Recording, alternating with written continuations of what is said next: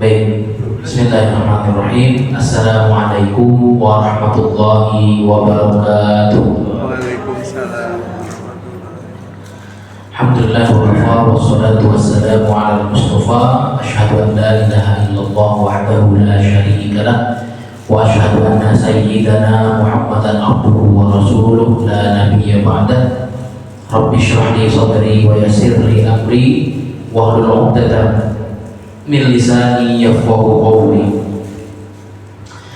Para hadirin, Bapak Ibu yang dirahmati Allah, alhamdulillah kita bisa duduk bersama bermajelis ilmu di pagi hari menjelang siang ini, karena sekarang itu subuh itu di jam 4:07 ya. Jadi jam 5:15 itu matahari sudah mulai panas, mulai meninggi. Gitu ya. Dan tadi itu saya kajian subuh dulu di Pondok Kelapa. Habis dari kajian subuh ternyata syuruknya itu jam 5:20 ya, jam 5:20. Nah, biasanya kan saya dari kajian subuh langsung ke sini. Begitu nyampe sini masih jam 7:10. Jam 7:10 ya. Karena sepi, ya udah saya ke warteg dulu di depan. Tak lama-lamain di warteg. Nyampe sini masih pagi juga ternyata. Masih jam 7:30 gitu ya. Alhamdulillah, ya, jadi memang begitu. Memang sudah menjadi sunnatullahnya bahwa min ayatihi, di antara ayat kebesaran Allah itu adalah bahwa berputarnya adanya siang dan malam, kemudian ada perputaran bumi itu ya, sehingga menyebabkan musim-musim itu bisa berubah. Dengan perputaran musim itu waktu sholat juga berubah gitu ya. Kapan waktu tulu, kapan waktu syuruk, kapan waktu ghurub gitu kan ya. Itu memerlukan satu ilmu namanya ilmu fikih. Nah, ini kita pelajari. Jadi kan di setiap pekan pertama kita ngaji fikih gitu ya. Di hari ini kita masuk di dilema antara tayamum atau wudu gitu. Jadi ini tayamum atau wudu dalam hal ini dilema gitu ya. Kenapa dilema? Apakah dalam kondisi ini saya harus wudu atau sudah boleh bertayamum? Nah gitu ya. Atau menunda dulu waktu sholat baru kemudian saya berwudu, kalau menentukan apakah tayamum atau wudu gitu ya.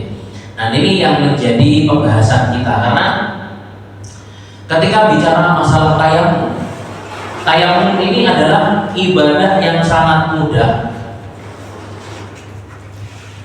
Mudah untuk apa? Mudah dilakukan. Tapi ya, rumit syaratnya. Jadi tayamum itu ibadah yang sangat mudah untuk dilakukan, tapi syaratnya rumit, Pak. Nanti kita bahas nih, ada jarak tertentu kalau kita tidak nemu air di tempat ini. Misalkan ya, musim kering, kita tidak menemukan sumber air, nggak ada air untuk bersuci. Ada air untuk bersuci tapi ada air tapi nggak memenuhi syarat untuk bersuci gitu ya, masuk dalam kategori air mustakmal atau air mutaghayyir gitu kira-kira. Boleh nggak langsung saya bertayamum di tempat ini? Nah, ternyata ada jarak tertentu yang harus kita tempuh untuk melakukan tayamum itu sendiri. Baik, apa itu tayamum? Tayamum itu secara istilah itu mengusapkan tanah atau debu ya, tanah atau debu. Dua pilihan ini doang nih. Yaitu yang suci, harus suci kemana? Ke wajah dan tangan. Jadi cuma dua bagian badan yang dikena oleh tayamum itu, yaitu apa? Wajah dan tangan saja gitu ya. Dan harus melalui tanah atau debu yang suci gitu. Jadi karakternya otomatis berbeda gitu ya. Ketika seorang berhalangan untuk melaksanakan ibadah karena berhadas kecil atau besar, kemudian mereka terhalang untuk menggunakan air, terhalang dalam hal ini. maka tayamum itu adalah solusinya, sehingga halangan hadas kecil dan besar bisa diatasi dengan tayamum. Jadi ini baik hadas Anda hadas kecil contohnya apa? Buang angin, ya, buang angin atau buang air, kemudian apalagi sentuhan wanita laki-laki bukan mahram, ya, sentuhan yang bukan mahram misalkan, bahkan yang besar sekaligus, ya, hadas besar misalkan habis jima, atau misalkan habis dari apa namanya itu junub misalkan. Maka kalau memang tidak menemukan air atau terhalang dari kebolehan, ya, terhalang dari kebolehan menggunakan air, atau tidak bisa atau tidak menemukan air, maka solusinya adalah tayamum. Cuman nanti saya katakan bahwa tayamum ini adalah ibadah yang mudah untuk dilakukan, tapi rumit syaratnya. Apa yang menjadi dalil? Yang menjadi dalilnya adalah surah An-Nisa ayat 43. Di sini dikatakan wa in kuntum marda aw ala safarin aw jaa ahadun minkum minal ghaidi, kalau kamu sedang safar atau kamu habis buang air, ya, jauh minal ghaid, aw lamastum nisa, nyentuh perempuan yang bukan mahram. Siapa perempuan yang bukan mahram? Contohnya istri tetangga. Iya Pak, istri tetangga, termasuk istri sendiri. Istri sendiri itu bukan mahram. Buktinya apa? Buktinya kan boleh dinikahin kan? Nah, kalau boleh dinikahin berarti ya bukan mahram. Kata bukan mahram, kalau sentuhan lamastum nisa, sentuhan yang tanpa penghalang. Lamastum itu sentuhan kulit ketemu kulit, kulit ketemu kulit tanpa penghalang.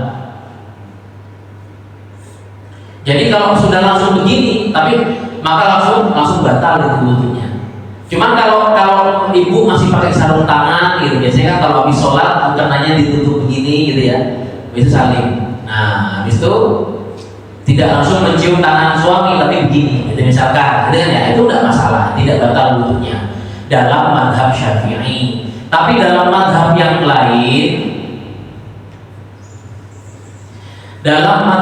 lain, ya, yaitu madhab Hanafi, kemudian madhab Maliki, yang membatalkan itu adalah sentuhan, ya, lamastum dalam hal ini sentuhan yang disertai syahwat, itu batal wudunya. Kalau Syafi'i semua jenis sentuhan pokoknya bersyahwat, lagi bercanda gitu, habis gajian rebutan duit gitu kan ya, atau rebutan kartu ATM gitu kan. Nah itu apa namanya membatalkan wudu kalau dalam pandangan madhab Syafi'i, begitu ya. Nah, terus di sini dikatakan falam tajidu ma'an, kamu nggak menemukan air, fatayammamu, maka bertayamumlah dengan apa? Syaratnya ini Pak, so'idan thayyiban. So'idan thayyiban, debu yang suci. So'id itu bukan debu yang sekedar kita imajinatif, oh di sini ada debu, oh enggak. So'id itu debu yang punya fisik, ada serbuknya gitu ya, debu yang ada serbuknya. Jadi kalau cuman oh di sini aja deh begini, nah enggak kerasa, ya enggak. Harus yang benar-benar kerasa ya. Kalau di nah ini kan masalahnya kan di vakum terus nih, nah, nggak terasa. Kalau di depan sana, nah, itu kan ada apa dekat-dekat pasir, tetap kok kerasa gitu ya. Tapi pasir, apa bukan? Jisun, nah, jisun itu romlun itu ya, itu tidak masuk dalam kategori debu. Jadi benar-benar debu atau tanah sekalian, tanah yang kering, nah, itu udah aman tuh, ya. Apa ini yang dibasuh? Yaitu wajah dan aidikum, dan tangan, begitu ya. Kalau dalam dalam apa namanya, dalam hadis juga banyak kita temukan ya tentang masalah tayamum. Termasuk dulu ada sahabat yang dalam perjalanan jatuh kemudian pecah kepalanya, luka gitu. Kok dia kemudian mandi, dia memilih untuk mandi ketika kena junub, meninggal dia. Kata Rasulullah, obat daripada wijaul ayyi, kata Rasulullah, wijaul ayyi, obatnya orang bodoh itu adalah as-su'al, nanya. Kalau tidak tahu nanya. Ini kata Rasulullah, wijaul ayyi, obatnya kebodohan itu nanya. Sebenarnya cukup bagi orang itu bertayamum saja, tidak perlu mandi janabah. Karena kenapa? Dia terhalang dari kebolehan menggunakan air. Nah, gitu. Ini terkait masalah dalilnya, gitu ya. Lalu bagaimanakah? Apakah status dari bertayamum itu sama seperti wudu, yaitu mengangkat hadas, atau sekedar pengganti sementara yang hanya untuk kebolehan kita melaksanakan sholat? Gitu ya. Apakah tayamum itu adalah mengangkat hadas seperti halnya wudu atau mandi janabah, atau hanya untuk melegitimasi kita bisa melaksanakan sholat? Jumhurul ulama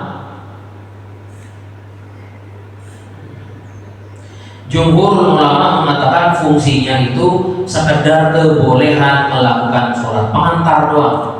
Sementara mazhab Hanafi itu mengatakan bahwa dia sama seperti wudu atau mandi janabah, dia mengangkat hadas. Jadi kalau kita kan yakinnya satu tayamum untuk satu sholat. Mazhab Hanafi bilang, oh enggak, dia sama kayak wudu, sepanjang enggak berhadas lagi, maka boleh dia untuk 2, 3, bahkan 4 sholat sekaligus juga boleh, kata Hanafi, sepanjang apa? Sepanjang tidak ada hadas yang terjadi. Tapi kalau jumhur itu artinya mayoritas ya. Mayoritas ulama seperti Syafi'i, Maliki, Hambali. Maliki ini gurunya Imam Syafi'i. Imam Malik itu gurunya Imam Syafi'i. Imam Syafi'i adalah salah satu guru daripada Imam Ahmad bin Hanbal. Jadi guru murid ini 3 mazhab ini. Ya. Baik. Apa beda konsekuensinya? Otomatis beda jauh nih konsekuensinya. Kalau kita ngikutin pendapat jumhur ulama, maka bila ditemukan air setelah tayamum, tayamum kita sudah Allahu Akbar, rakaat pertama, kok ternyata bluduk turun hujan, maka tayamumnya gugur, sholatnya juga batal. Ini kalau ikutin pendapat jumhur. Berbeda dengan pendapat kedua, yakni pendapat Imam Abu Hanifah. Imam Abu Hanifah bilang, karena sudah terlanjur terjadi Anda menggunakan tayamum, dan tayamum itu sebagai pengganti wudu, bukan kebolehan sholat doang, gitu ya. Artinya ketika Allahu Akbar, kok ternyata turun itu hujan, lanjutkan sholatnya. Ini versi Hanafi. Tapi kan kita dalam hal ini memilih kehati-hatian, gitu ya. Karena kita memilih unsur kehati-hatian, maka lebih cenderung untuk mengikuti pendapat pertama. Kemudian, satu sholat fardu hanya bisa satu tayamum hanya berlaku untuk satu sholat fardu. Sementara satu tayamum kalau versi Hanafi, ya, ini Hanafi, mazhab Hanafi mengatakan bisa lebih dari satu sholat fardu. Kapan waktu pelaksanaan tayamum? Kalau kata jumhur ulama, ketika masuk waktu sholat, dan kalau uzurnya itu tidak menemukan air, maka tunggu sampai akhir waktu sholat. Ngapain? Nyari air. Nyari air dulu nih. Nggak bisa hanya ada di ini kecamatan apa namanya? Kecamatannya Jogor. Nggak bisa kita hanya menunggu air yang ada di Jogor. Harus nyari dulu keluar. Sepanjang masih ada waktu sholat, yang lama, yang panjang itu duhur misalkan. Duhur itu jam 11.40 sampai jam 15.10 kira-kira ya. Duhur itu 15.09 lah. Artinya dari durasi 11.40 sampai jam 15 kira-kira Anda belum boleh sholat dulu nih. Cari dulu air. Kalau wudu syar'inya adalah tidak menemukan air gitu ya. Makanya saya bilang tadi kan, saya katakan di awal bahwa tayamum itu caranya mudah, caranya paling simpel, tapi syaratnya ribet. Sepanjang masih ada air, nih ada air begini nih, atau warung Madura masih buka, kan warung Madura 24 jam tuh, ya kan ya? Dia tutup setengah hari sebelum kiamat katanya. Alhamdulillah, saya dari warga itu. Suku saya Madura. Warung Madura itu buka 24 jam. Tutupnya kapan? Nanti setengah hari sebelum kiamat. Kiamat tuh masih buka setengah hari. Nah itu ya, kita nyari ke warung Madura, Indomaret, kok ada air minum, maka belum boleh tayamum. Kok di rumah ada air galon, belum boleh tayamum. Gitu ya. Kapan waktu pelaksanaannya? Masuk waktu sholat, bahkan harus nunda dulu. Boleh ditunda, harus ditunda. Bukan boleh, harus ditunda dulu sampai akhir waktu sholat menemukan baru wudu. Baru tayamum gitu kira-kira. Kalau Hanafi enggak, Hanafi pokoknya enggak nemu aja, gitu ya. Pokoknya enggak nemu, enggak perlu apa durasi berapa panjang, berapa lama, enggak perlu begitu. Kalau Hanafi itu sebelum masuk waktu sholat pun Anda boleh tayamum. Ini versi Hanafi. Ya, versi Hanafi itu sebelum masuk waktu sholat pun silahkan tayamum, karena ini pengganti wudu kata Hanafi. Kemudian, nah ini tadi saya katakan mengutamakan sholat di akhir waktu. Kalau tidak ada air, kan orang bertayamum itu alasannya banyak Pak ya. Ada karena ketiadaan air, ada karena sakit, ada karena kalau bakal kena air dingin dia bakal sakit misalnya. Maka diutamakan, kalau yang tidak ada air itu diutamakan untuk mengakhirkan waktu pelaksanaan sholatnya. Kalau misalkan asar itu dari jam 15.10 sampai jam 17 berapa? 17.45 misalkan ya. Artinya nanti kita kalau versi jumhur ini sholatnya di jam 17. 17.30. Ya diakhirkan 17.30 waktu pelaksanaan sholatnya. Kalau mazhab Hanafi enggak, kata Hanafi apa? Ya masuk 15.10. Sebelum 15.10 jam 14.55 Anda sudah boleh tayamum itu. Kalau kata Hanafi. Tapi jumhur ulama yang mazhab yang tiga, yaitu Syafi'i,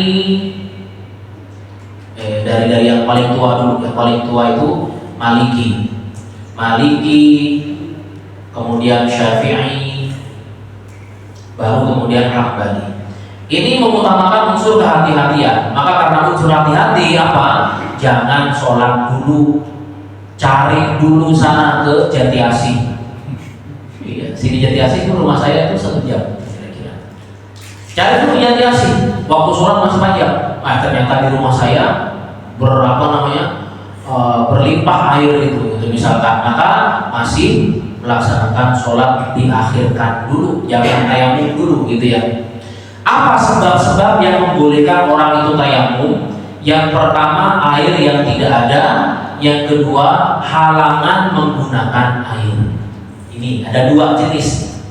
Kapan seseorang dikatakan airnya tidak ada, dan kapan seseorang dikatakan halangan menggunakan air? Ya, kalau ketiadaan air dalam bahasa fikih itu dinamakan fuqdanul hissi, barangnya tidak ada, gitu ya. Airnya benar-benar tidak ada. Dan airnya kan air mutlak gitu ya. Air mutlak itu ya air yang dari, kan air mutlak kemarin saya sudah pernah sebutin ada 7 gitu ya. Pertama air hujan, air sungai, air laut, air sumur, mata air, air apalagi ya, itu 2, 3, 4, 5 air salju, kemudian air embun. 7 air ini adalah sumber air untuk bersuci. Nah, sekarang permasalahannya, kalau air sungai adalah air yang bisa digunakan untuk bersuci dan kategorinya adalah air mutlak. Pertanyaan saya, apakah Anda akan berwudu di air sungai Ciliwung? Ada yang mau wudu pakai sungai Ciliwung itu yang dicodet? Kumur-kumur. Nah, siapa yang mau kumur-kumur di situ? Nah, nggak bisa. Kenapa? Air sungainya, gitu ya. Nggak bisa kita berwudu di sungai Condet itu, di sungai Ciliwung yang dicodet itu. Kenapa? Sekalipun airnya lebih dari 2 bulan, tapi kan berubah. Apa yang berubah? Warna, bau, rasa. Ya, ada yang mau ngerasain? Nggak ada kan? Berubah warna, bau, rasa. Kenapa? Di situ ada softtek, di situ ada sampah, apalagi itu, bayi itu pampers gitu kan ya. Ada sih udah berubah terkontaminasi dia, maka tidak bisa digunakan berwudu. Artinya apa? Fikih itu erat kaitannya dengan ekosistem. Fikih itu erat kaitannya dengan penjagaan lingkungan. Bagaimana bisa kita mengatakan bahwa kita punya beragam air mutlak misalkan. Contohnya mata air, sudah tidak punya mata air. Kenapa? Pohonnya udah ditebangin. Jadi kalau ngomongin Islam dan ekologi, Islam dan penjagaan lingkungan dan ekosistem itu sangat erat sekali, gitu ya. Kita ngomongin fikih toharohnya nyambungnya ke situ tuh. Kita ngomongin fikih toharoh nyambungnya ke kebersihan lingkungan, menjaga ekosistem. Ya. Jadi kalau yang bicara ekosistem itu dibilang wahabi lingkungan gitu misalkan, ya berarti wahabi semua kita. Nah, fukdanul hissi yaitu ketiadaan airnya beneran itu tidak ada. Gitu.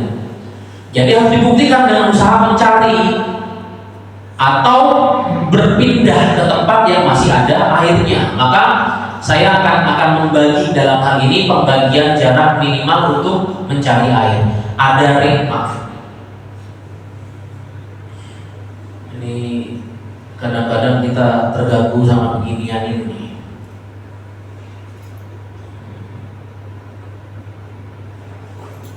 Ring 1 itu haddul ghauth sekitar 180 meter. Ring 2 haddul qurb atau jarak dekat.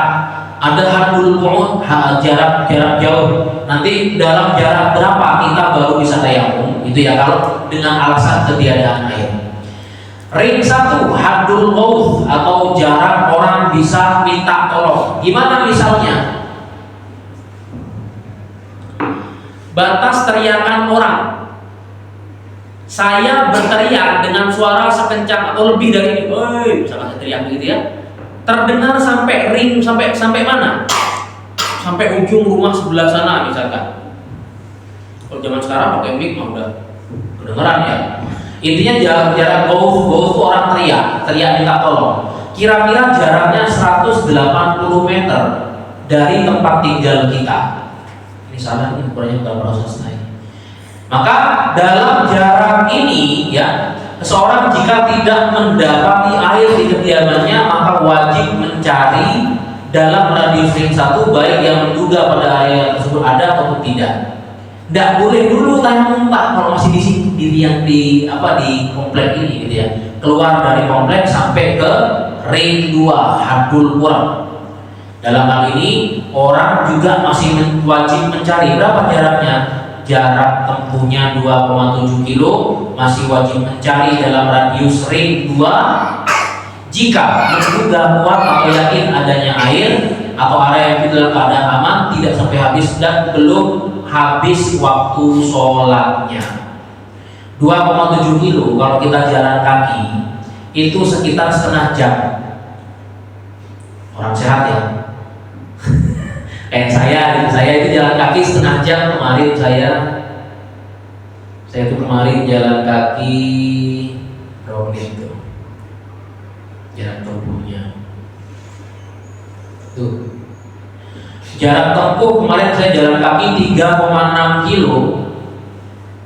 Saya tempuh dalam waktu 39 menit. Jalan cepat itu. Nah, artinya jarak ini belum boleh nih, jarak 2,7 kilo. Kita masih bisa berjalan mencari air dan masih dalam waktu sholat 39 menit, setengah jam. Ini kan masih dalam lingkup waktu sholat ya. Kecuali waktu sholat sudah mau habis. Maka syaratnya pertama, menduga kuat adanya air di luar tempat saya di 2,7 kilo, atau areanya aman gitu ya, atau waktu sholat belum habis, maka masih wajib untuk melaksanakan, belum wajib melaksanakan tayamum. Kecuali sekarang ini sudah mau jam 15.00. Sekarang sudah jam 15.00. Berarti kan Anda hanya punya waktu 10 menit untuk berjalan. Berjalan 10 menit itu baru 1 kilo kira-kira. Ya, berjalan 10 menit itu baru 1 kilo kira-kira. Maka ya sudah, mending tayamum. Wajib tayamum. Kapan wajib tayamumnya? Tadi benar-benar saya katakan ya, kalau air mutlak benar-benar tidak ditemukan. Kalau alasannya adalah air di rumah Anda itu macet ininya, sayurnya apa namanya, mesinnya ya, mesin airnya ya, mesin airnya rusak, macet, jangan beralasan untuk bertayamum. Belum boleh tayamum. Kenapa? Air galon masih ada, masih bisa beli ke Indomaret nih inian. Kalau Indomaret udah tutup, warung Madura udah tutup, kiamat namanya. Itu ya, itu artinya memang benar-benar baru Anda bisa tembak kan. Saya katakan apa? Tayamum itu mudah dilakukan, tapi syaratnya rumit. Ada ring-ringnya. Nah, ring ketiga nih, haddul bu'ad. Lebih dari 2,7 km Anda berjalan sudah hampir 1 jam, itu udah 5 kilo kira-kira. Jalan lari itu kira-kira 5 km. Maka kalau dalam pencarian sampai sana, jangan sekarang tinggal pakai WA. Di sebelah sana ada air enggak? Oh enggak ada, ya sudah tayamum kita. Karena kenapa? Lebih dari 2,7 kilo tidak menemukan air juga, maka sudah tidak perlu mencari lagi. Sudah wajib tayamum dalam hal ini, gitu ya. Tayamum sudah kemudian menjadi wajib. Baik. Kapan seorang dikatakan fonnya nggak baca? Kapan seorang dikatakan berhalangan menggunakan air? Pertama, sakit. Dalam kitab-kitab fikih dikatakan sakit gitu ya. Cuman pertanyaannya, sakitnya sakit apa dulu? Kalau sariawan ya tidak. Ya, sakitnya itu adalah sakit kalau dia pakai air, sembuhnya tertunda dan sakitnya makin parah. Apa tuh misalkan? Orang dengan luka bakar besar. Luka bakar. Jadi dulu saya waktu di Pakistan, duta besar kami, duta besar Indonesia untuk Islamabad itu sama duta besar Malaysia. Pernah dengar Pak ya beritanya? Duta besar Indonesia sama duta besar Malaysia barengan naik helikopter di Pakistan. Kemudian tabrakan helikopter dengan gunung, Pak. Karena kan struktur di Pakistan itu gunung-gunungnya tinggi ya, dan berbatu, gunung batu. Meledak itu helikopter, meninggal mereka. Yang istri-istri langsung meninggal di tempat, dubes Malaysia meninggal tempat, yang dubes Indonesia luka bakar 60%. Ini 100% di badan 100%. 60% itu kira-kira dari sini ke bawah nih kira-kira. 60% luka bakar semua. Ya di ini kayak umi beneran tuh. Dibalut dililit kayak umi, 3 hari setelah itu wafat. Orang dengan kondisi seperti itu, seandainya dia sadar, maka nggak boleh kena air. Haram kena air itu. Kalau kena air kata dokter ya tambah parah penyakitnya dan kemungkinan meninggalnya ya lebih cepat gitu. Maka harus tayamum saja. Kemudian suhu dingin yang ekstrim. Nah ini sama. Dulu kami di Pakistan itu kalau musim dingin sampai minus 8 derajat Celcius. Ya, minus 8 derajat Celcius. Megang air yang biasa, air begini ini, itu sudah sakit sekali tulang. Ya, sampai ke dalam-dalam sini sakit banget. Gitu. Padahal saya nggak punya asam urat, nggak ada asam urat, tapi sakitnya masya Allah luar biasa. Ya. Nah, dalam kondisi seperti itu, kalau tidak bisa kita menghangatkan air, maka tayamum solusinya, gitu ya. Kemudian keterbatasan air hanya cukup dikonsumsi untuk sekedar menyambung hidup. Nah, kita di rumah ada air 2 galon, gitu kan ya, ada air 2 galon, ya artinya belum bisa itu untuk bertayamum, Anda masih banyak stok itu untuk air minum. Ya. Jadi belum bisa tayamum. Keterbatasan waktunya sudah mau habis seperti yang saya katakan tadi. Kemudian keterbatasan untuk menjangkau air. Apa maksudnya terbatas menjangkau air? Bukan cuma yang masalah ring 1, ring 2, ring 3 tadi. Tapi kalau kita keluar rumah, terutama perempuan. Saya kalau keluar rumah nyari air 2,7 kilo ke depan, ada potensi pelecehan seksual. Ada potensi misalkan hewan liar, hewan buas gitu dan sebagainya, maka tayamum. Atau tidak punya sarana untuk menjangkau air. Lah sekarang kita mau berjalan 3 km, 5 km, kan tidak perlu jalan kaki, udah punya motor semua di rumah masing-masing. Ya kan? Sudah punya motor masing-masing di rumah, nyari 5 kilo juga oke aja kita gitu kan. Nah, artinya hampir dari semua syarat-syarat ketiadaan air itu di zaman ini, di tempat kita, saya tidak bilang di seluruh dunia ya, tempat kita nyaris mustahil untuk melakukan yang namanya tayamum. Ya.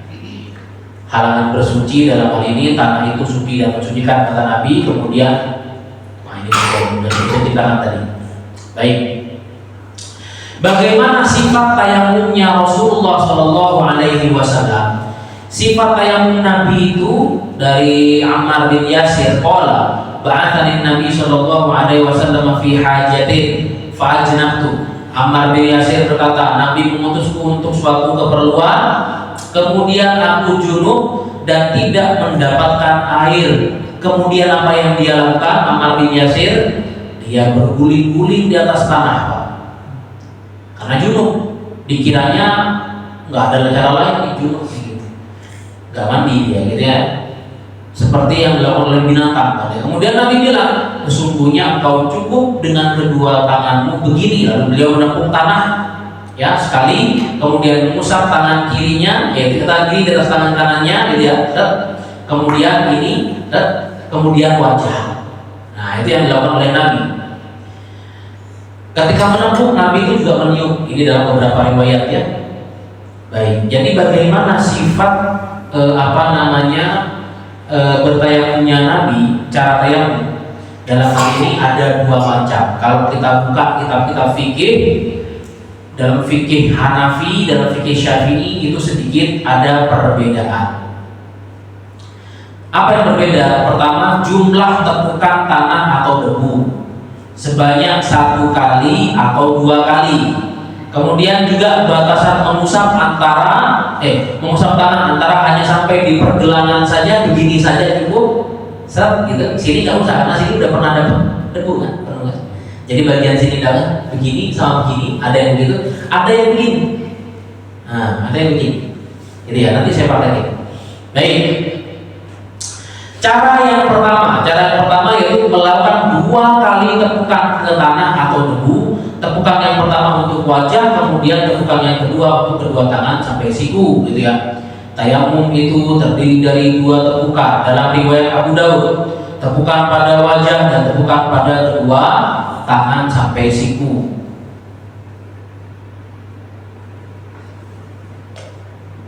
Baik. Dan harus tempat yang berbeda. Ingat tadi saya katakan bahwa untuk bertayamum itu harus menggunakan debu yang ada turab ya, debu yang ada serbuknya. Kalau nggak ada serbuknya maka tidak ada tayamum. Pertama harus debu atau tanah, ya, debunya harus berserbuk, tanahnya harus kering. Kalau tanah basah nggak bisa. Baik, misalkan saya baru punya debu, saya apa namanya? Saya beber di sini, Pak. Beber dulu, ya, beber di sini. Setelah dibeber, diratakan. Setelah diratakan, barulah tepuk dulu kedua apa namanya ini telapak tangan kita ke tempat yang pertama. Saya akan praktekkan. Di sini ya, misalkan. Nah, begini. Ini pastikan telapak semuanya kena nih, semua telapak bagian sini kena semua. Kemudian kemana dulu nih? Wajah. Nah, saya pakai kacamata, harus saya lepas. Niat dulu kan ya, nawaitu tayammum al-istibahati sholati. Jadi saya berniat tayamum. Kalau nggak hafal bahasa Arabnya, bahasa Indonesia. Kalau nggak hafal bahasa Arabnya, bahasa Indonesia. Saya niat tayamum untuk kebolehan melaksanakan sholat lillahi ta'ala. Tepuk dulu pertama, ya. Tepuk yang di sini. Yang di sini jangan sampai kena. Ini jatah untuk yang kedua, ya. Bagaimana mengusap wajahnya? Macam-macam, bebas. Yang penting wajah kena semua.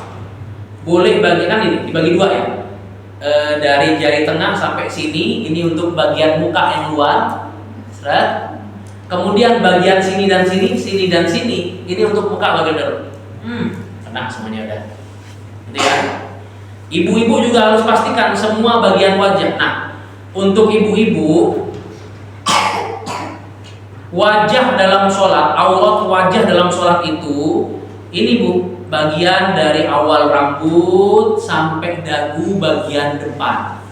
Ya, jadi jenengan kalau sholatnya tidak pakai mukena, ininya ditarik ke depan.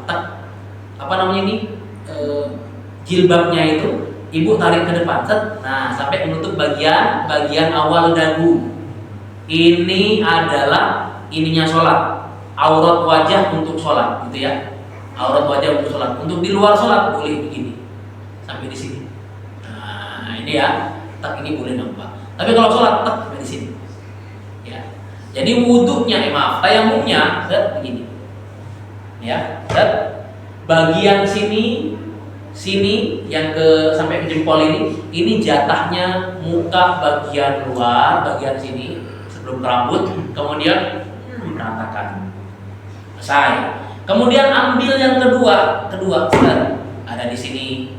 Boleh ditiup dulu kan? Nabi kan ada dalam riwayat tiup dulu. Oh, gitu kan ya, ditiup dulu biar nggak budakan pakai itu gitu ya. Nah, ini ada dua versi. Ini versi yang pertama ya.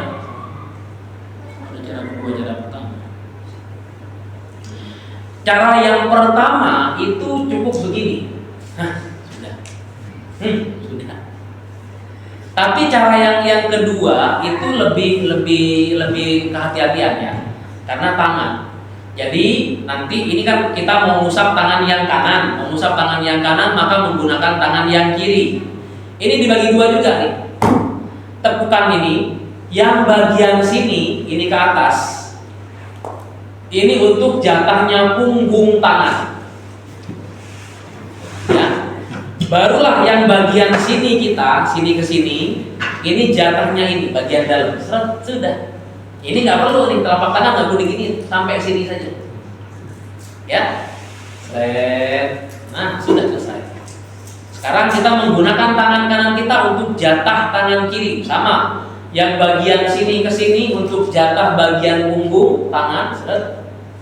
Kemudian bagian sini, ya, bagian apa namanya ini? Punggung kalau ini dalam bagian dalam tangan, ya. Nah, ini pakai yang daerah sini, telapak yang bagian bawah. Selesai. Itu ya. Jadi itu cara bertayamum. Memang dua versi, yang satunya begini, kalau mau nggak apa-apa, memang ada riwayatnya juga, atau mau yang begini juga ada riwayatnya, gitu ya. Itu semuanya benar, jangan saling menyalahkan. Semua dalilnya sama-sama kuat. Baik. Kemudian ini cara kedua sudah. Kemudian Sunnah-sunnah dalam tayamum apa saja? Di antara kesunahan dalam tayamum membaca sama seperti wudhu tuh. Membaca basmalah saat memulai Bismillahirrahmanirrahim. Kemudian mendahulukan yang kanan, ini sunnah-sunnah ya, bukan wajib ya. Mendahulukan yang kanan dari yang kiri, kemudian berkesinambungan mualah, itu sunnah itu. Ya, jadi jangan sampai kemudian nggak mualah tuh gini.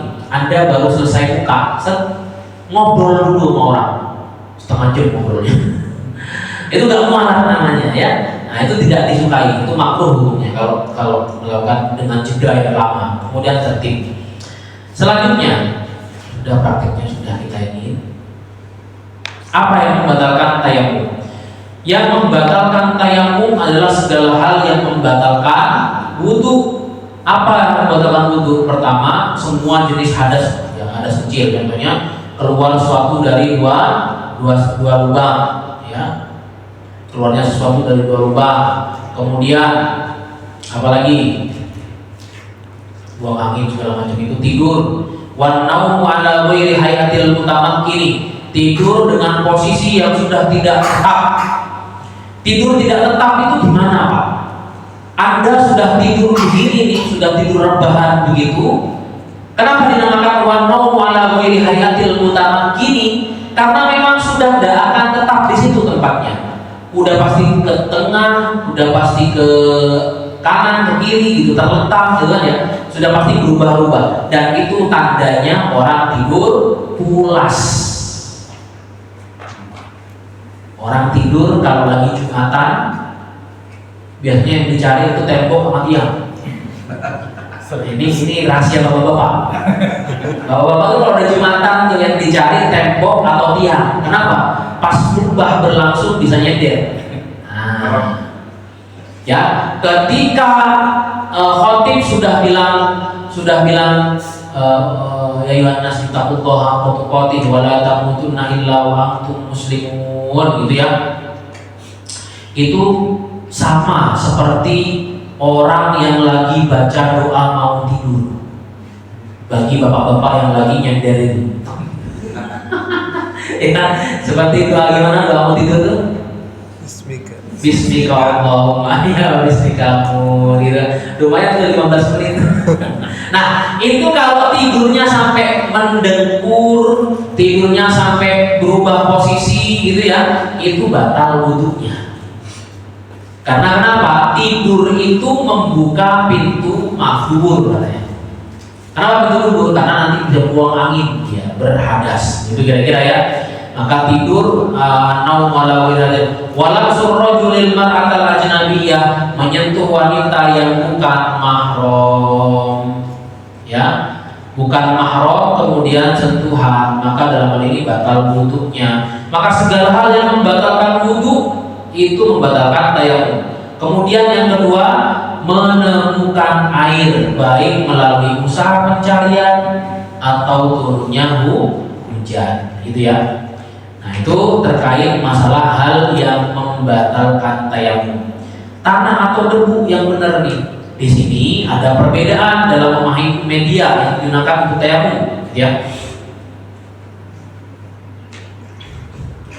Banyak orang-orang yang mengatakan tayamum itu yang penting tempat itu biasa kena debu. Nah, itu ya. Ini makanya ada beberapa yang menggunakan meja, jendela, lantai dan sebagainya. Ada yang bilang debu yang menempel di belakang kursi kendaraan atau jendela bus atau lain sebagainya itu dalam perjalanan. Ini juga harus menjadi perhatian kita. Pendapat pertama tadi mengatakan harus menggunakan tanah. Bagi yang berpegang pada pendapat yang mengharuskan tanah, ya, atau sejenisnya yang ada di permukaan bumi, maka tidak sah tayamum di debu yang menempel pada benda-benda seperti kursi, meja, lantai, dan jendela yang ada di rumah atau kendaraan. Masalahnya adalah kita kalau naik pesawat, konon katanya disuruh untuk tayamum menggunakan kursi yang ada di pesawat. Debunya mana? Mana debunya? Oh, itu divakum terus kok. Ya, setiap hari divakum, turun divakum, mau take off di vakum gitu kan ya. terus pakai AC terus, mana debunya? Coba rasakan, tidak ada. Nah ini pendapat pertama yang mengatakan harus tanah yang kering atau debu yang ada gubarnya, yang ada itunya, yang kerasa. Kalau nggak kerasa, enggak. Boleh debu yang menempel. Nah, akhirnya apa? Akhirnya ya ini pendapat yang kedua ini mengatakan imajinatif aja. Kok imajinatif? Nggak boleh. Harus yang hissi, harus yang benar-benar terasa. Kalau kita nempelin tangan kita ke tembok, tek gitu, yakin di situ ada debu, terasa ada serbuknya, boleh tayamum dengan itu. Tapi kalau nggak ada ya tidak boleh. Mana nih debunya nggak ada? Ya, kalau ke perpustakaan biasanya ada. Di perpustakaan tuh banyak debu. Kenapa? Bukunya udah nggak pernah dipakai. Ya. Jadi kalau di pesawat nggak sah dong? Nggak sah. Ada air? Kan ada air. Ibu naik pesawat, ibu berangkat umroh. Saya doakan bisa segera umroh semuanya. Amin. Umroh bisa umroh lagi, nggak apa-apa. Depan berangkat semua. Berapa? Barang saya apa? Nah itu ya. Naik pesawat. Anda sudah lelah untuk berangkat ke toilet. Udah nggak bisa, saya lelah, saya udah lansia misalkan, nggak kuat, kaki saya udah nggak kuat untuk ke toilet. Tapi kan bisa manggil pramugari, ting gitu kan, dipencet datang pramugarinya. Apa yang bisa saya bantu ibu? Tolong saya mau air 1 gelas aja. Kan bisa, butuh pakai air 1 gelas dan tidak habis. Biasanya ambil wajib-wajibnya saja. Saya pernah ya praktek di sini. Ini air segini banyak, wudunya cuma pakai air segini bu, segini doang habisnya. Kenapa? Yang dipakai wudu airnya itu hanya untuk yang wajib saja. Yang wajib itu cuma 4, muka sekali doang, tangan masing-masing sekali doang, bagian rambut, bagian kepala ya, bagian kulit kepala sebagian saja, itu juga bukan disiram tapi diusap, tak gitu aja. Kemudian kaki sekali saja, tidak 3 kali, karena ambil wajibnya saja, selesai sudah. Terus sholat dalam ya, itu jadi saya kalau saya membimbing umroh biasanya saya tidak memperbolehkan jamaah untuk bertayamum kecuali yang lansia yang sudah sulit untuk melakukan wudhu dengan gaya seperti itu. Ya, menyulitkan, khawatirnya nanti tumpah semua airnya kena ke yang sebelahnya kan jadi nggak nyaman gitu. Maka untuk yang lansia saya perbolehkan untuk tayamum lenaksar gitu. Tapi untuk yang masih muda-muda umur 50, 55, 40, ukuran saya gitu ya, saya 37, itu masih belum. Harus mereka entah ke toiletnya atau minta air 1 gelas. Atau bawa spray. Bawa spray, kalau saya nyuruh bawa spray. Kalau bisa bawa spray, tapi spraynya jangan diisi parfum. Isi air, ya. Isi air. Penuhi. Jangan satu spray set habis itu diusap rata, ya, itu nggak membasuh namanya.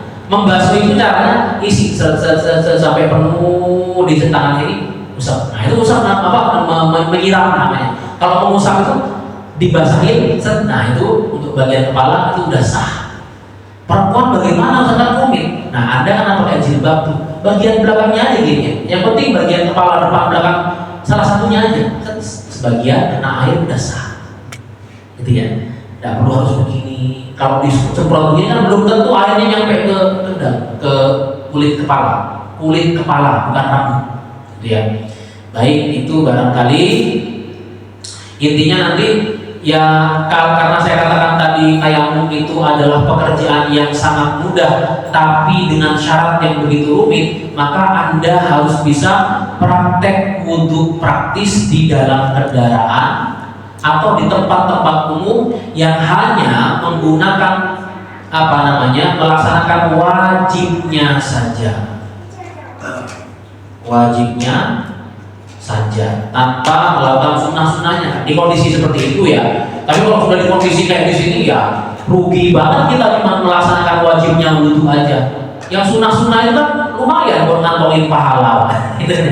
Kita nggak tahu usia kita 37 tahun, 50 tahun, 60 tahun ini berapa puluh tahun pahalanya.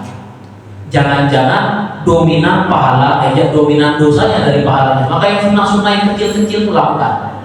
Ya, wallahu a'lam bishawab. Ini yang bisa saya sampaikan. Semoga yang sedikit ini menjadi manfaat. Barangkali ada diskusi atau pertanyaan, kami persilahkan. Monggo. Ada pertanyaan ini? Silakan. Assalamualaikum Pak Ustaz. Waalaikumsalam. Makanya masalah tadi wudu dan sholat.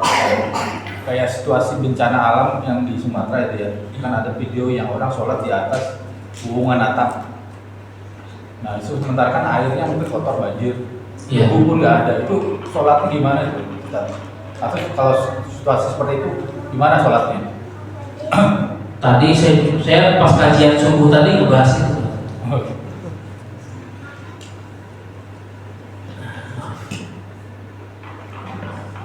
Itu yang pertama. Yang kedua, Baik. Ustaz sekalian, untuk orang yang difabel, yang cacat, yang dia tidak memiliki kedua tangan, itu wudunya gimana ya Ustaz? Saya belum tahu. Baik. Pertama, orang yang dalam kondisi bencana, sholatnya seperti apa dan di mana dan bagaimana, begitu ya? Saya langsung aja. Jadi kalau di sini saya buka kitab itu, dalam kitab Majmu' Syarah Muhadzab, orang itu boleh melakukan yang namanya dalam kondisi ini ya, saya baca kitabnya. Wa tafaqa ashabuna ala anna al-matar, dan semua ulama-ulama itu sepakat bahwasanya hujan besar, hujan besar saja itu masuk ke dalam wudu syar'i, yang kemudian nanti membolehkan orang itu untuk melakukan yang namanya jamak sholat, bukan qashar ya. Karena kalau qashar, nah ini caranya ini, diam dulu, pencet. Nah, gini ternyata. Nah, jamak itu hanya boleh dilakukan ketika orang safar, maksudnya nggak safar nih, haji, hujan. Nah, di sini hujan masuk nih, kemudian sakit dan darurat. Nah, darurat ini kan konotasinya umum nih, mudrun. Hujan gede mudrun, ya. Wa fil wahli, kana lailahu fil wahli. Wahli itu artinya apa? Itu loh. Lumpur ya, lumpur dengan kubangan yang besar. Nah, artinya kalau sudah lumpur semuanya ini rumah, udah kerendam sama lumpur, orang itu sudah boleh masuk dalam kategori darurat sehingga boleh menjamak sholatnya. Jadi bagaimana pelaksanaan sholatnya? Dengan sholat jamak. Itu yang pertama. Yang kedua, bajunya nggak ada Ustaz. Ini baju yang tersisa, misalkan, maka kondisi seadanya.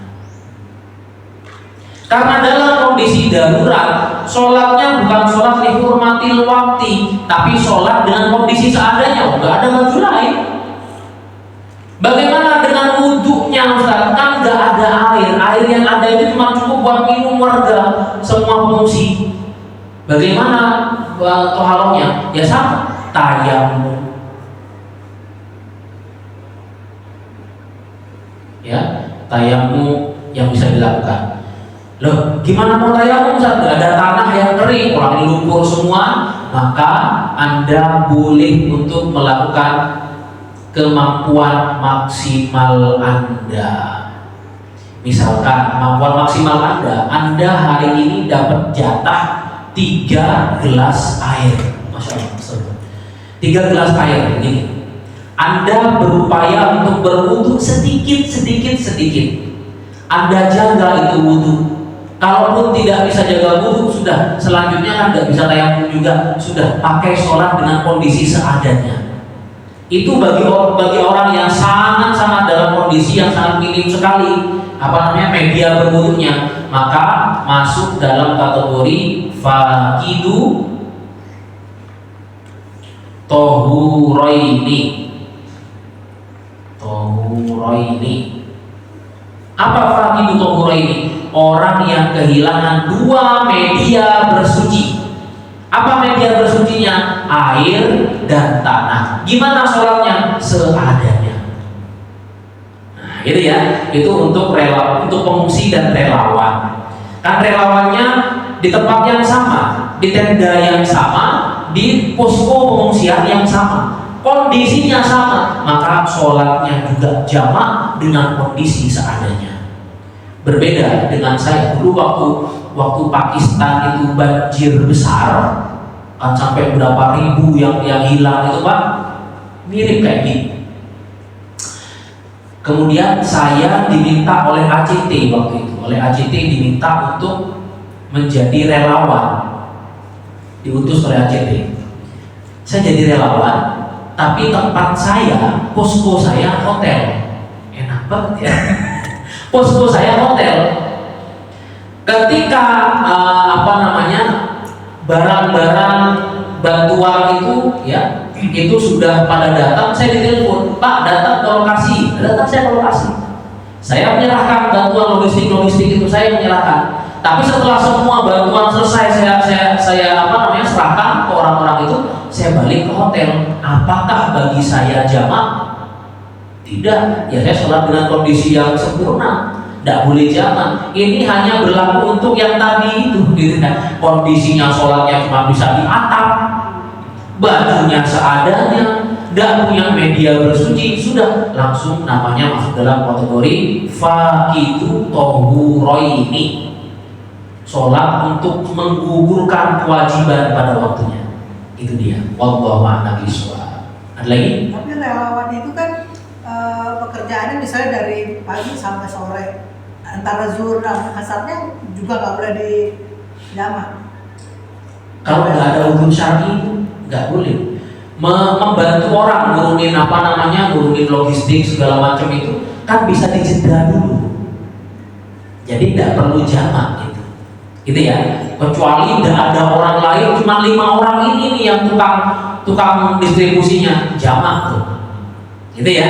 Kalau nggak ada orang lain yang di sana tuh adalah korban yang mereka juga kelelahan juga, misalkan mereka hanya butuh di servis, nggak mau bantu kita, ya sudah selesai. Jamak gimana lagi gitu ya kan ya. Nah seperti itu. Terus tadi bagaimana bersucinya orang yang difabel? Nggak ada, maaf nih tangannya misalkan ya tangan, maka yang diusap, yang dibasuh bagian yang ada. Yang tidak ada, yang tidak dibasuh. Seandainya misalkan ada lengan segini, ya lengan segini yang dibasuh. Ya. Tapi kan masalahnya kalau dalam istilah Al-Quran, ketika aidiakum itu adalah dari mulai telapak tangan sampai sini, sampai siku gitu ya. Kok maaf. Yang ada hanya sikunya, maka sikunya saja yang dibasuh. Gitu kan ya, nggak perlu sampai ke lengan sini, sini saja gitu.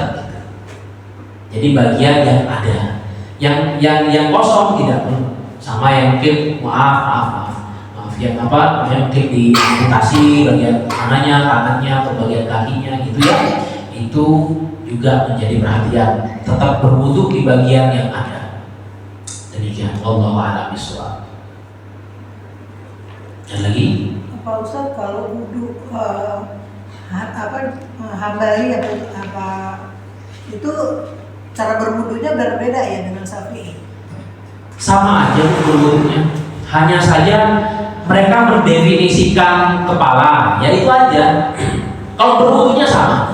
Kalau mazhab Maliki itu bedanya adalah ketika dalam Al-Quran dikatakan wamsahu biruusikum, maka kalau wamsahu biruusikum, air kita tampung banyak-banyak, habisin nih dari ujung rambut, dari ujung kepala sini sampai belakang. Itu Hambali sama Maliki. Tapi kalau Hambali hanya sunnah nih, kalau Maliki nggak wajib. Maliki itu mewajibkan kalau wudu harus begini, seluruh kena nih, seluruh rambut sama kulit kepala harus kena. Kalau Syafi'i Hanafi mengatakan sebagian kepala. Sebagian kepala itu diusap bukan dibasuh. Karena ayatnya wamsahu itu diusap. Jenengan tangannya basah sedikit saja, gini aja udah sah. Yang penting kena ke kulit kepala sama sebagian rambut nih, udah sah. Nah Nah, gitu kata perbedaannya cuma di sana saja. Cuma bagaimana memahami redaksi dari ayat saja. Itu yang berbeda. Dan tidak kemudian mana yang paling benar, mana yang salah, tidak ada. Semuanya benar. Itu bagian dari ijtihad memahami redaksi dari demikian. Katanya kalau di Mekah kita wudunya pakai Hambali gitu. Enggak. Supaya kan kalau tawaf bersentuhan sama orang. Itu iya. Urusan bertoharohnya saja, tapi urusan prakteknya Anda mau pakai rukun nih kan gini. Ada istilah talfik dalam beragama. Talfik itu mencampur adukan pendapat madhab. Gitu ya. Itu boleh Ibu kalau dalam bab dengan bab atau subbab dengan subbab. Kalau rukun tidak perlu. Dalam bab wudunya ya, dalam urusan urutan wudunya Ibu pakai Syafi'i, tapi dalam urusan subbab atau bab membatalkan wudu Anda pakai Hambali, boleh itu. Gitu. Atau Ibu tetap bersyafi'i ketika di umroh sana, di Mekah sana, Ibu tetap bersyafi'i dan menganggap sentuhan itu adalah perkara yang tidak bisa dihindarkan. Darurat, maka diperbolehkan. Gitu, jadi tidak semuanya lantas kemudian pindah ke sana. Termasuk sholatnya. Sholatnya kalau sholatnya pakai Syafi'i maka rumit. Karena kenapa? Anda kalau tidak kunut diminta untuk sujud sahwi karena itu sunnah ab'ad. Sunnah ab'ad itu sunnah yang muakkadah banget gitu ya. Yang kalau ditinggalkan maka untuk bersujud sahwi. Nah, kan di sana Hambali madhab fikihnya otomatis tidak mungkin berkunut. Lalu bagaimana? Ya sudah, Anda pilihannya dua, antara sholatnya ikut madhab Hambali atau mengganti kunut subuh yang bacaannya panjang itu dengan istighfar. Itu udah kunut. Sami Allahu liman hamidah Rabbana walakal hamd Allahumma gfirli. Ini kata Imam An-Nawawi sudah menggantikan posisi doa kunut, selesai, tidak batal. Toh Anda tidak kunut juga tidak batal, sekalipun dalam madhab Syafi'i. Gitu kira-kira. Wallahu a'lam bishawab. Gitu. Tadi kan tuh kalau misalnya kita tayamum itu kan mengakhirkan sholat gitu ya. Nah di saat kita mengakhirkan sholat, belum kita sempat untuk bertayamum atau sholat, kita sudah tidak ada muhun. Itu gimana? Tidak ada apa? Meninggal gitu kan. Jadi kan kita mengakhirkan sholat, maksudnya kalau pas mau kita mau tayamum. Dalam waktu perjalanan kita mau tayamum itu mengakhirkan sholat itu kita belum ketemu air. Nah itu udah kita udah gak ada muhun gitu Pak. Itu gimana hukumnya? Jadi kutiba manawa, kalau kata para ulama, fa'innahu kutiba manawa. Ketika Anda mengakhirkan yang ketahuan niatnya. Kenapa kok Anda mengakhirkan sholat? Saya mengakhirkan sholat karena saya masih ada kerjaan game online, masih war dulu nih katanya. Kalau mengakhirkan sholat karena begitu, beda lagi itu dosa dia, terhitung satu utang, gitu kan ya. Beda lagi kalau orang mengakhirkan waktu sholat karena mencari air dulu, WA dulu, Pak di sana ada air enggak? Enggak ada. Di sana ada air enggak? Enggak ada. Di sana ada air? Enggak ada. Kalau gitu saya akan pakai motor menuju ke arah mana gitu ya. Kok ternyata qadarullah meninggal saat itu. Entah karena kecelakaan, entah karena apapun, entah karena serangan jantung. Alhamdulillah, kok ternyata meninggal. Maka tertulis niat Anda untuk apa? Mencari wudhu dalam rangka sholat. Sholatnya kehitung pahala, selesai. Jadi tidak dianggap meninggal dalam punya hutang sholat, gitu ya. Nah, seperti itu. Maka kutiba manawa ditulis sebagaimana apa yang diniatkan. Jadi manusia itu memang di apa namanya ya, doa kita ya, doanya Nabi itu pada kita apa? Meninggal dengan husnul khotimah. Husnul khotimah itu dengan kondisi apapun sebenarnya, gitu ya. Nah, maka kita berharap itu jangan sampai pas lagi main game online, mati. Nah ini tidak ada, insya Allah tidak ada anak muda. Nah kan yang sepuh-sepuh semua sih. Nah ini cuma budaya satu sama saya. Tapi budaya semua ini masih semangat datang kajian. Ya itu barangkali Ibu. Terima kasih. Allah a'lam bishawab. Baik, kalau tidak ada lagi pertanyaan, oh ya, silakan. Monggo. Jadi Ustaz, tadi kan sumber-sumber air untuk wudhu ya. Misalkan kita di hutan, ya, ada pohon yang kalau kita potong bahannya itu dahannya keluarin air, itu bisa untuk wudhu nggak ya? Iya, Bisa ya? bisa. Itu masuk dalam kategori mata air atau ya mata air, Pak. Masuk dalam kategori sumber air gitu kira-kira, karena kan ada jenis pohon yang memang menyimpan air yang banyak, entah dari serapan hujan atau dari serapan tanah, maka itu masuk dalam kategori sumber air, dan itu air mutlak. Kalau misalkan airnya kita dari PDAM bau favorit masih bisa nggak? Iya, Kan berbau ya? berbau. Itu juga menjadi permasalahan ya, beberapa ulama kontemporer. Yang saya ingat tuh ada ulama di Bekasi, satu kiai yang mengatakan bahwa air dengan kondisi airnya itu warnanya bening, warnanya masih murni, kemudian rasanya masih murni, tapi baunya itu bau kaporit. Ada yang mengatakan, ini dua pendapat nih. Pertama mengatakan itu air mutaghayyir. Kalau mutaghayyir maka dia itu suci tapi tidak bisa mensucikan.